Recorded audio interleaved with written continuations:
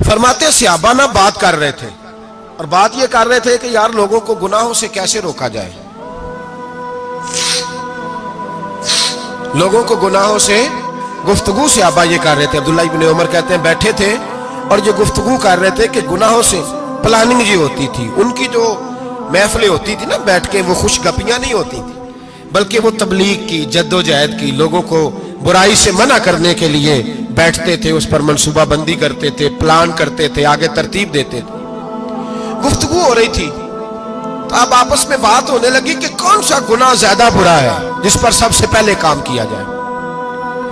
تو دور ایک صحابی بیٹھے تھے، ان کا نام تھا عبداللہ ابن عمر، ایک عبداللہ بن عمر ہے اور ایک عبداللہ ابن عمر ہے۔ حضرت عبداللہ ابن عمر دور بیٹھے تھے، بڑے سمجھدار سیانے باریک بین آدمی تھے۔ تو حضرت عمر فاروق اپنے بیٹے سے کہنے لگے جا عبداللہ ابن عمر سے پوچھ کے آ کہ سب سے سخت گناہ کون سا ہے۔ توجہ ہے میرے بھائیوں، ادھر دیکھیے گا میری جانب، پوچھ کے آ کہ سخت گناہ کون سا ہے۔ عبداللہ بن عمر رضی اللہ تعالیٰ عنہ کی خدمت میں جب عبداللہ ابن عمر گئے تو جا کے کہنے لگے کہ صحابہ پوچھتے ہیں کہ آپ نے زیادہ وقت گزارا ہے نبی رحمت صلی اللہ علیہ وسلم کے پاس، تو بتلائیے برا گناہ کون سا ہے، سب سے سخت گناہ، تاکہ سب سے پہلے اس پر پابندی لگائی جائے، اس پر محنت کی جائے۔ تو حضرت عبداللہ ابن عمر کہنے لگے صحابہ کو جا کے بتا دو کہ سب سے برا گناہ شراب پینا ہے، سب سے برا گناہ، اور یہ ام الخبائث ہے، برائیوں کی جڑ ہے، گناہوں کی ماں ہے، یہ بنیاد ہے، باقی گناہ اسی سے شروع ہوتے ہیں۔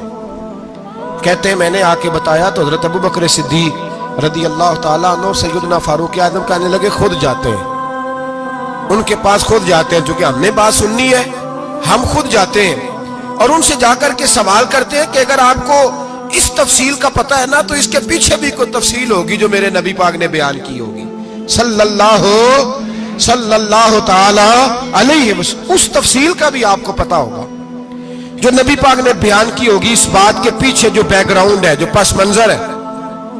فرماتے ہیں کہ ہم اٹھے، عبداللہ ابن عمر کے پاس گئے، ان سے جا کے پوچھا کہ جناب آپ نے یہ تو فرمایا ہے شراب ام الخبائث ہے، تو اس کے پیچھے پس منظر کیا ہے؟ تو عبداللہ ابن عمر کہنے لگے یہ میں نے اپنے پاس سے نہیں کہا، یہ میں نے نبی پاک سے سنا ہوا ہے۔ حضور سید عالم صلی اللہ علیہ وسلم بیٹھے تھے تو حضور نے فرمایا شراب، یہ نشہ، یہ برائیوں کی ماں ہے۔ اور پھر حضور نے ایک مثال بیان فرمائی، نبی رحمت علیہ السلام نے فرمایا بنی اسرائیل کا ایک واقعہ ہے، ایک خوبصورت جوان تھا، ایک عورت کا دل آ گیا اس پر۔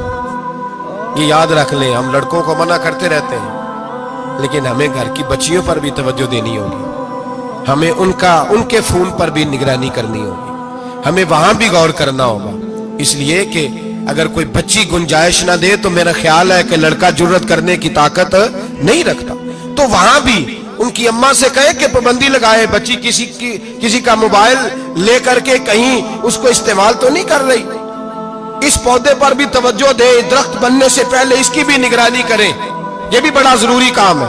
عورت کا دل آ گیا تو نبی پاک علیہ الصلوۃ والسلام فرماتے اس نے کوئی بہانہ لگایا، کسی کو کہا کہ اس نوجوان کو بلا کے لاؤ، اس کو کہو کہ ہم نے کوئی گواہی لینی ہے تجھ سے۔ وہ نوجوان آیا، ایک کمرے میں داخل ہوا تو اگلے کمرے میں لے گئے، وہاں داخل ہوا تو اس سے اگلے کمرے میں لے گئی، وہ داخل ہوا تو اسی طرح 7 مکفل کمروں میں لے گئی۔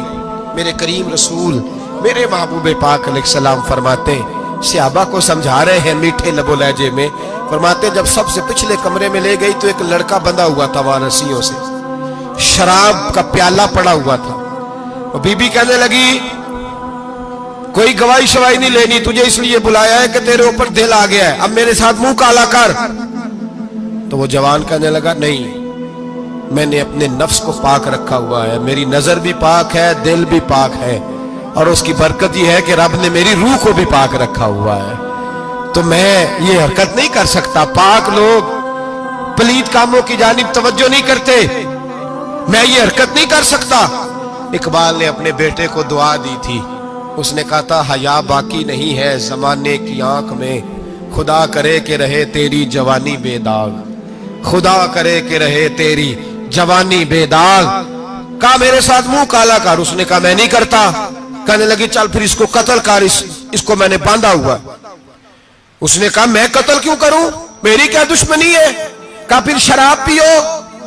कहा मैं शराब भी नहीं पीता।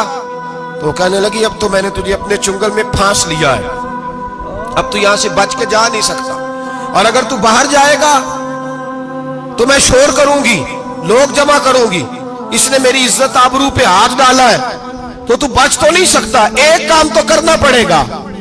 महबूब फरमाते उस नौजवान ने सोचा कि जिना भी बहुत बड़ा जुर्म है, कत्ल भी बहुत बड़ा गुनाह है, चलो अब मजबूरी है तो शराब पी लेता हूं। लेकिन वो समझा ना कि शराब तो बुनियाद है। उसने एक प्याला जो पिया, कहने लगा एक और दे दो। दूसरा पिया तो कहने लगा एक और दे दो। अब 3 प्याले 3 बोतलें शराब जो पी चुका तो खुमारी चढ़ गई। अब उस औरत के करीब जाने लगा कि मैं तेरे साथ जिना करूंगा। उसने कहा जब तक मैं करीब नहीं आने दूंगी जब तक तू इसे कत्ल न करे। उसने उसे कत्ल भी किया, जिना भी किया। तो महबूब फरमाने लगे ये कत्ल और जिना जो हुआ है तो ये शराब की वजह से हुआ है। गोया शराब को जुर्म है जो कत्ल भी कराएगी, जो जिना भी कराएगी। और अगर आप नशई को देखें, अगर आप शराबी को देखें, तो क्या वो डकैतियां नहीं करता फिरता, वो चोरियां नहीं करता, वो अपनी ही माँ का जेवर नहीं बेच आता, वो अपनी ही बहन का पड़ा हुआ जहेज नहीं बेच आता, वो अपने ही घर में डाके नहीं डालता, वो अल्लाह के घर मस्जिद में आकर के चोरी नहीं करता।